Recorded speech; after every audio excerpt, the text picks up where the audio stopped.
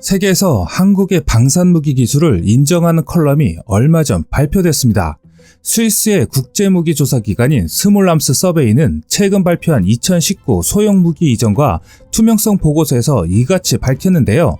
서베이가 정의하는 소형무기는 권총과 소총, 기관총, 총류탄, 휴대용 지대공 미사일, 휴대용 무반동총, 휴대용 대전차 미사일, 구경 100mm 이하의 박격포 등을 말하는데, 올해 보고서에 서베이는 20개국이 소형 무기를 구입 및 판매한 것으로 추정한다고 보고했습니다.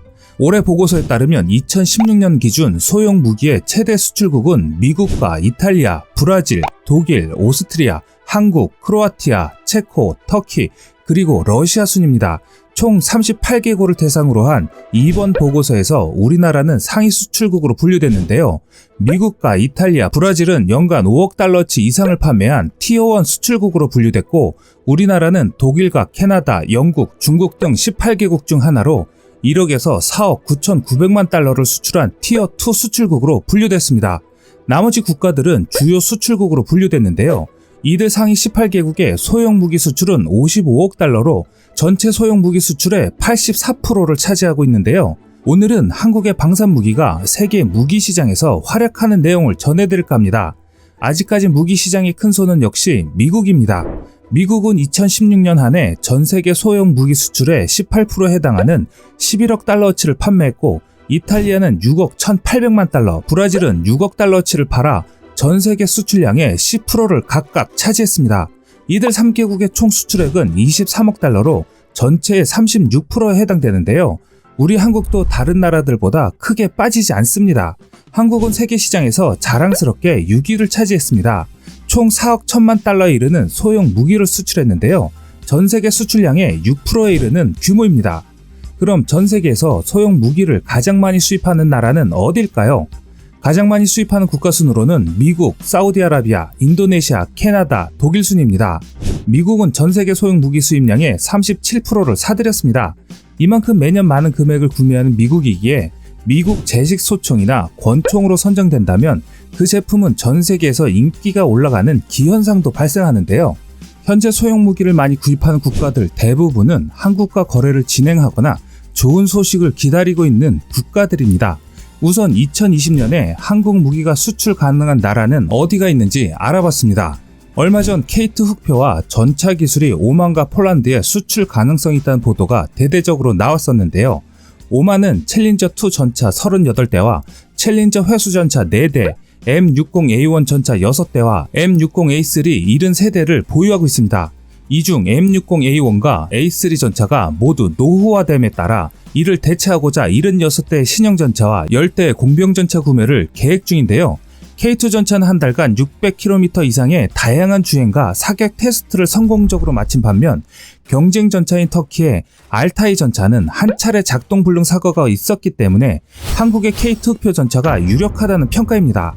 또한 사우디아라비아도 전차 300대 도입을 추진 중인데, 일부 도입 물량은 수입하더라도 나머지 대부분은 기술 이전으로 자국에서 생산되길 바라고 있습니다.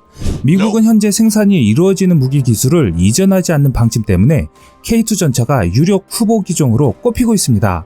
또한 현대로템은 폴란드 정부가 추진하고 있는 차세대 전차 개발 사업에 유력 수주 후보로 거론되고 있다는 것입니다. 규모만 10조 원에 달할 것이란 예측도 나오고 있는데요.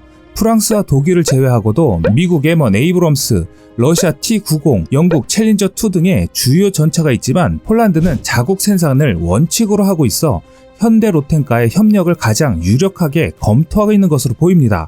현대로템은 지난 2008년 전차 강국인 독일을 제치고 터키의 K2 흑표 생산 기술을 수출한 적이 있습니다. 이와 비슷한 형태로 진행될 예정인데요.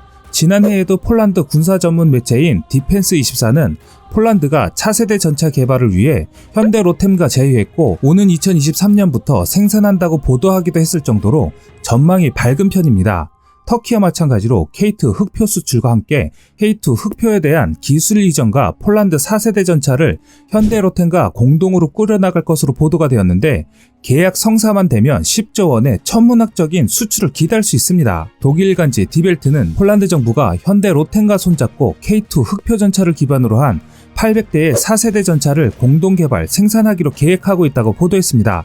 폴란드와 오만으로의 전차 수출 이외에도 중동으로 천궁 수출 가능성도 제기되고 있습니다. 예멘 내전에 참전한 순위파 연합군은 후티 반군의 탄도미사일 공격으로 여러 차례 피해를 입어 탄도미사일을 요격할 수 있는 미사일 방어 체계를 원하고 있었습니다. 미국으로부터 신형 패트리어트 PAC-3 등을 도입하고 있지만 발당 가격이 400만 달러로 상회하고 있어 발당 가격이 이보다 저렴한 한국의 천궁에 관심을 보이고 있는데요. 현재는 수출 협상을 진행 중이며 구체적인 가격 정보도 서로 교환했다는 보도가 되기도 했습니다. 그럼 이번엔 하늘로 가볼까요? 한국의 FA-50 경전투기도 수출이 임박했습니다. 영국의 민간 군사정보 매체 제인스의 보도에 따르면 공군력 개편 작업을 추진 중인 아르헨티나 공군이 한국의 FA-50을 차기 신형 전투기로 선정했다고 전하면서 이는 규모와 효율 면에서 하락세를 보여온 아르헨티나 공군의 좋은 소식이라고 보도했습니다. 제인스는 앞서 정통한 소식통을 이용해 FA-50이 아르헨티나 공군의 우선 협상 대상이라고 보도하면서 아르헨티나 관리들이 지난 2016년부터 2인승 초음속 전투기인 FA-50에 대한 평가를 요청했다고 전했습니다. 아르헨티나 공군은 최대 10대의 FA-50 전투기를 도입할 수 있으며 대당 가격은 약 3천만 달러, 하나로 353억 원으로 보다 무거운 미국의 신형 F-16 전투기보다 1천만 달러 저렴한 것으로 나타났습니다. 아르헨티나 공군은 지난 1982년 포클랜드 전쟁 당시 400대 보유 전투기 가운데 약 3분의 1이 영국군에 의해 파괴되고 이후 예산 부족과 관리 부실 등으로 전력이 약화되면서 새로운 전투기가 절실한 상황이었는데요. 지난 2015년 말 아르헨티나 공군과 해군이 보유한 전투기는 250대에 못 미쳤으나 이것도 대부분 낡은 전투기이기 때문에 한국의 FA-50은 속도와 화력 및 첨단화 등 면에서 이를 능가할 것이라고 전했습니다. 또 다른 좋은 소식은 중동에서도 이어졌는데요. 지난 9월 사우디가 드론 공격을 받으면서 서자의 서러움을 벗어버린 한국의 무기가 있습니다. 소리 소문 없이 묻힐 뻔했지만 이번 사우디의 이슈로 인해서 떡상한 무기이죠. 바로 비오복합 대공 장갑차입니다. 사우디아라비아 국영 석유회사 아람코의 최대 석유 시설 두 곳이 드론의 공격을 받자 드론 방어에 탁월한 국산 자주대공포 무기체계인 비오복합 대공장갑차에 대한 관심이 세계적으로 폭증했는데요. 비오복합 제작사인 하나디펜스는 올해 사우디에 4천억 원, 인도에 3조 원 규모의 수출을 기대하고 있습니다. 이란의 솔레이마니 사령관이 무인 공격기에 의해 암살당하는 등 드론이 현대전의 전면에 본격적으로 등장하자 안티드론 체계에 대한 관심은 더욱 높아지고 있는 실정입니다. 미국 시장조사업체 마켓앤마켓은 2018년 4억 9,900만 달러, 약 5,700억 원이었던 안티드론 시장이 2024년에는 22억 7,600만 달러, 약 2조 6,300억 원으로 커질 것으로 예측했고, 드론 탐지를 위해서는 드론 조종에 사용되는 무선 신호를 감지하거나 드론 소리를 탐지하는 또는 드론용 레이더를 가동해야 합니다.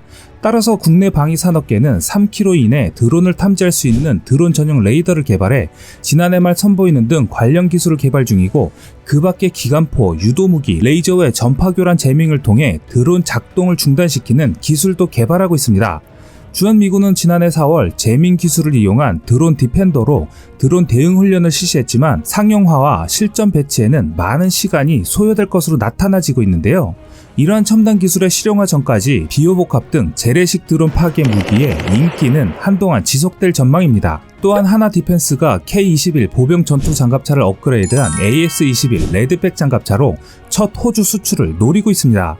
레드백 장갑차뿐만 아니라 7년 전 취소됐던 K9 자주포 수출도 가능성이 높아지고 있다는 반가운 소식입니다. 호주의 미래형 궤도 장갑차 도입 프로젝트인 랜드 400 페이지 3에 참여 중인데, 이번 프로젝트는 사업 규모만 74억에서 110억 달러, 약 8조에서 12조 원에 달하는 호주 육군 창군 이래 최대 규모의 무기 획득 사업입니다.